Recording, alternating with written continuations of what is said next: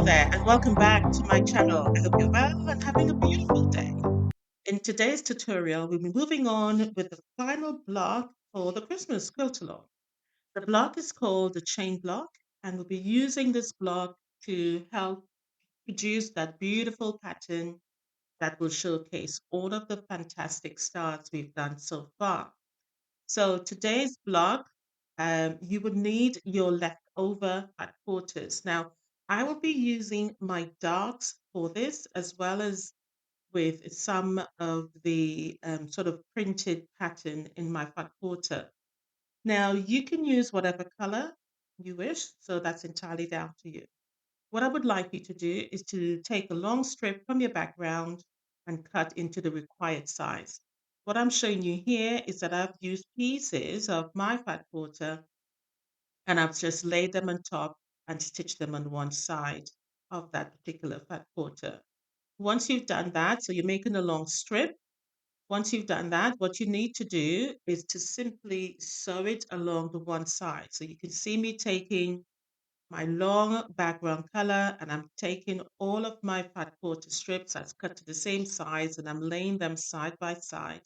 Okay. Obviously, the fat quarter is not cut from yardage, so hence the reason why you will have pieces. Okay. So once I've done that, I'm going to sew along the long one side of that, and then I'm going to cut it into required squares. Okay. Once I've done that, then I'm going to be making some four patches with these particular squares. And this is the easiest way to compile these blocks. Remember, you will be making 13 blocks altogether. All right. Do bear in mind, though, that when you come to the end of your fat quarter, alongside your yardage for your background, you may necessarily need to cross an end just like I did because it wouldn't be the actual size that you need. Just bear that in mind. So I'm going to cut as much as the pattern requires you to cut. You can mix yours together, whatever, but I would say try your best to use darker colors or even your red tones from your fat quarter, whatever is left over. The important thing here is that it is prominent enough so that it shows off the chain reaction within the quilt. So that's the objective, all right? So the pattern will tell you how to make one block, but it'll also give you the sizes for or the number of cuts required for the 13 blocks in total that you need to make.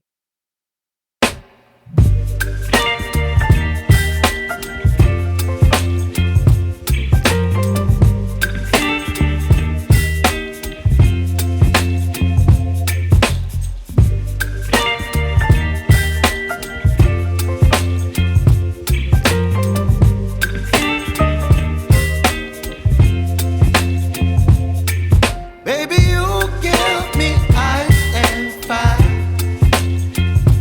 You're giving me wind and rain. You're some kind of butterfly. Baby, you give me midnight. You whip up my appetite.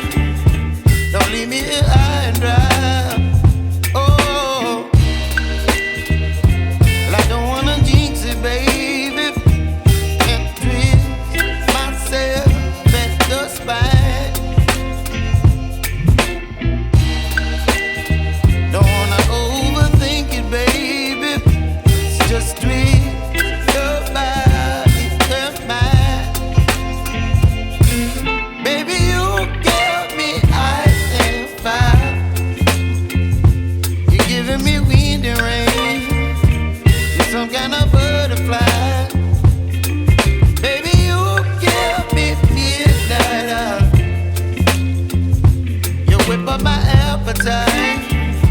Don't leave me here high and dry. Oh, but I don't wanna jinx it, baby. Let's not get ahead of my time. Oh, but I don't wanna miss you, baby. So I stand up and speak just my mind. Oh.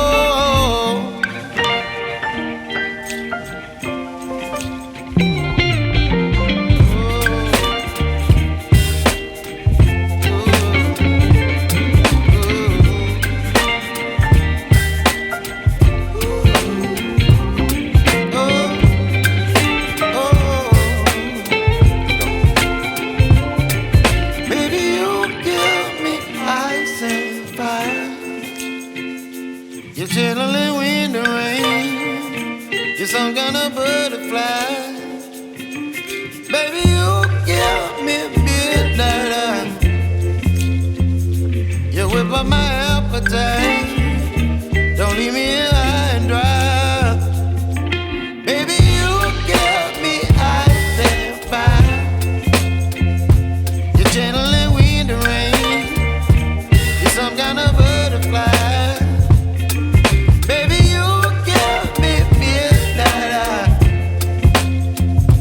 You whip up my appetite. Don't leave me here high and dry. Oh, oh, oh.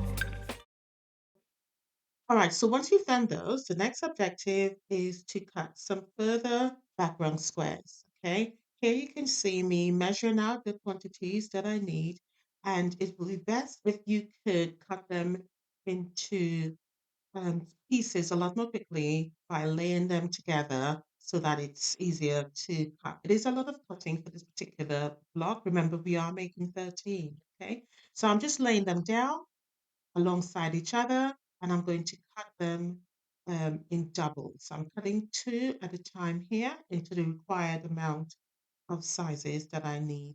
Cut as much as possible to ensure that it goes by very quickly. Don't forget to start off with a nice clean cut at the end so that it goes nice and smoothly, as well as making sure that the block sizes are accurate.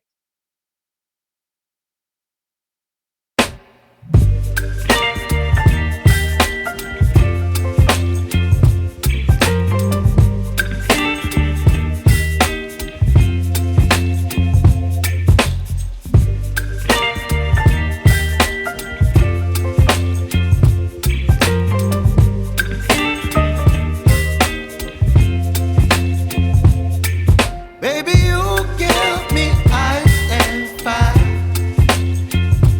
You're giving me wind and rain. You're some kind of butterfly. Baby, you give me midnight. You whip up my.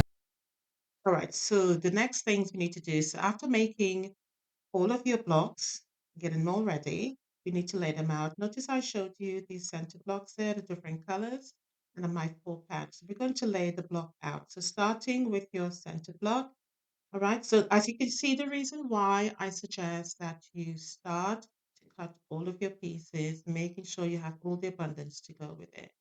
So important here, you need to make sure that the dark is touching the center. That is where you get the chain reaction. So all the darker fabric is touching the center block. All right. It's very important that you do that. Otherwise, you will not achieve the chain reaction within the quilt top. We're going to fill in those places with our background. Now, if you want to use a different color, you can. Again, work with the color concept that you were going with initially. So fill in all of those blank spaces, and you literally now have your block ready for your chain piece. All right. We are then going to sew this together as we would normally any 9 pack. That is the objective here. So let's look at the block properly from the front so you can see what it looks like. All right, guys. So that is literally the chain block. So we will see the pattern running as an X throughout the whole quilt up.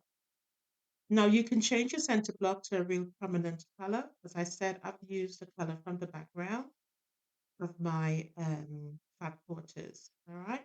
Okay, so let's move on and I'll show you how to stack it.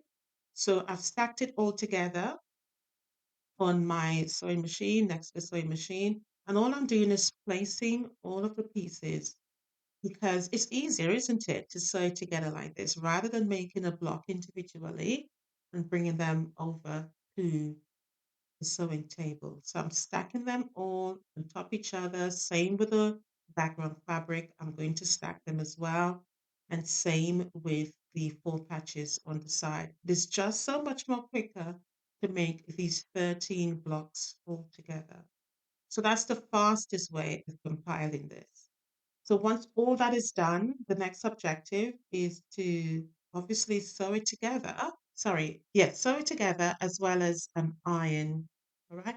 This block measures 12 and a half, so it's important that you trim it. Just check. Sometimes when you do the block, they can sort of, get a little bit out of shape. So just make sure you trim them accurately to 12 and a half. Here is the completed block. Beautiful, isn't it? It comes together really nicely and quickly. No issues at all. These you're looking at them already trimmed and they are 12 and a half, as I stated. Now, let me just give you the visual. So what will happen once we place our quilt blocks together, or star blocks, okay, because we're going to be placing them in an alternating layout, and you'll see the chain reaction. It looks amazing already. So our next video will be the layout for the quilt along so that you get a clear idea how to maneuver with it.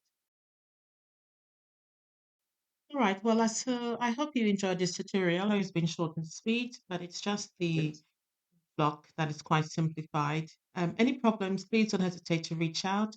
If you enjoyed this tutorial, don't forget to like and subscribe, hit that notification bell, and I'll definitely see you in the next one. I look forward to the next one because I cannot wait to see all the blocks together laid out so beautifully. And really excited to see you guys once. Guys, can you please, please, please share with me what your quilt looks like once it's done? It's so important to me to see it. I really wonder. My mind goes into a wonder ablaze of what does it look like? So please share with me. All right, so bye for now. As I said, happy quilting. Don't forget to like and subscribe and please share the video. It helps. It's so much more than you'll ever know. It helps the channel to grow, and that's one of the objectives. Bye for now.